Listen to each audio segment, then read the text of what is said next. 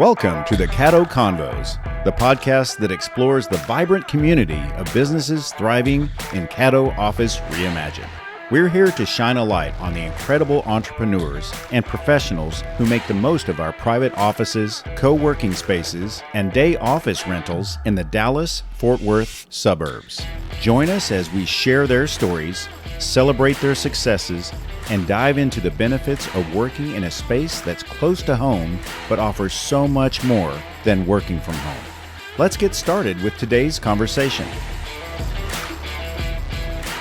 Today on Caddo Convos, I'm joined at the Allen location of Caddo Office Reimagined with Tiffany Freeman-Scott of Bridged Connections Psychiatry. Thank you so much for joining me today. Yes, thank you for having me. Let's talk about your clients. Who do you serve? Oh, I serve moms mostly, postnatal, postpartum, thinking about having a baby, all the things. Most of my clients are women. I do see some men, and I do have a few teens that come in to see me for depression, anxiety, but the majority are women seeking mental health care. How did you get started in this? I mean, at a young age, you're like, I can help people. Tell me your life story, if you will, that got you to where you are today in your business. Yeah, I've been a nurse since 2006. And so I did like all the little nursing areas, home care, home hospice, labor and delivery. Never quite felt that was it for me. And so I went back to school, kind of teetered towards like, do I want to go to medical school? Do I want to go to NP school? Settled on family practice, and I did that for a few years, and I would get mental health clients come in, and I just wasn't comfortable treating them, which led me then to say, well, maybe I need more school. And so I went back to school to get more info and, sharpen up some skills, and I've been working in psychiatry since 2016. Tell me about a success story. You must see so many clients, that come and go into your practice. Oh, man.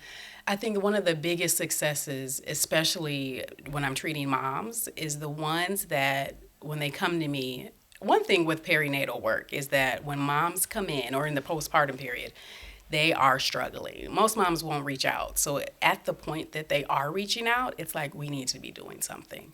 So if I can get a mom that goes from feeling so overwhelmed to like, I don't think I want to be a mom, I don't think I'm cut out for this, to then getting to enjoy the family and enjoy all the craziness that is with having babies, and feel okay and feel confident in their ability to be a mom and handle the stressors. It's so heartwarming. It's just one of those things that gets me up every day, that even on the days I'm tired and I'm like, oh my goodness, like it just being able to reach them and making an impact on them and their kiddos and families' lives is just one of the things that just warms my soul. Talk to me. So there's the entire path of pregnancy, before, after kids are born, all that. Where are the points of issue where they need to talk to you? Where do you typically see your clients in the journey from becoming pregnant or even thinking about children all the way to being a mother? I really see them across the gamut. Because there are people who already have mental health challenges and want to become moms, and they're like, I don't know if I should be on medicines, which medicines are safe, and we'll have those conversations very candidly about like, this is what the science tells us. This is what the OB will probably tell you. You may hear some conflicting information, but I need you to come back to me as the expert so we can talk this through and figure out the best route for you. I get a lot of therapy referrals for the moms in the postpartum state. So those folks have already been seeing therapists, but then they're reaching out like, this mom is struggling. Like, can you get her in? And we're usually getting moms in within 3 days because that's part of our business model, like save space for them. If they need to be seen urgently, we're going to make it happen. Interesting. Is it new moms that experience most of the challenges, or? No. Okay. I've had moms who they're like, this is baby number 4, and I don't know what the difference is with this one. I've been fine. I've had some issues a little bit before, but this one is very different, and they're struggling. The husbands and the partners don't know what to do. And so I'm on the call with the husbands and the partners, like, this is how we can support mom right now. And some of the dads I see too, because they're struggling as well, just trying to manage it all and being the man in the house. That can be a big weight that sometimes is often overlooked. That's a follow-up question I was headed toward is the whole family, Yes. the couple. So tell me, basically, how do you address it when both members or even extended members of family need to be, as a group? Do you serve as a group or just you work with a group and individually? Talk me through that process. Sure. Yeah. So I see them individually. Okay. So I will see like the mom, and then the next day or week I will see the dad. So very individualized care. I don't share info. I just kind of, if they tell me something that the other person said, I just kind of take it and don't comment on it. But they each have their own journey. And so we're talking through, even though I'm the prescriber and I'm like, here's like sertraline, but we're also doing a lot of supportive therapy and working on some of those negative thought patterns that pop up, especially as being the new dad and the new mom and what all that means and all the demands that come. What is the typical engagement? Like how long do you see a client? Is it a month, a year, a week? What can people expect to, and because we're never healed per se, but what helps them, what is a typical, I think I've got this. They can always circle back, and they do. Yeah. It depends. So I will sometimes have moms in the postpartum period. If they're breastfeeding, they tend to see me longer. If they're not breastfeeding, things settle down. I mean, within a year sometimes, but I have people who I see longer. It just really depends on what their mental health history has looked like over the years. So that's a tough one. Sometimes most people stay in care because they feel like I found relief. I don't want to let this part go. But we also get to a point where people have been like managing and coasting. And then we talk about like, okay, well, it's been a year, 18 months. Do we want to think about turning down the medicine and just kind of seeing how we do? Kids are older. They're in daycare now. Some of those demands are less. You're back at work, so you're getting some more of that work-life balance, getting back to you. And so at those moments, we will sometimes start turning it down. I would say depending on their story and depending on their needs, it can be a year. It can be 2 years. It can be longer. But going into it, it's like, what do I need now? That's what I usually try to focus on when I'm meeting clients for the first time.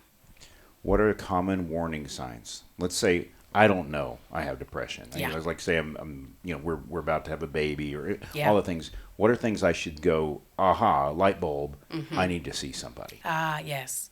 If we're withdrawing and not wanting to be around people, we're wanting to isolate, we're sleeping more than normal, like the bed is like pulling me down, and just the want to get up and face the day isn't there anymore, those are warning signs.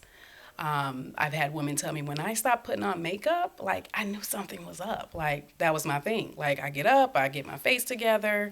And men, like if I'm not like reaching out to my boys or my brothers, it's like something is there. And that's when I was like, let's talk about it. Is it gender specific? I mean, you did just a dichotomy just now. And, are there things that men, what is more specific in men and women and vice versa? Men, I think, because they try to mask very well and they try to hold it all together.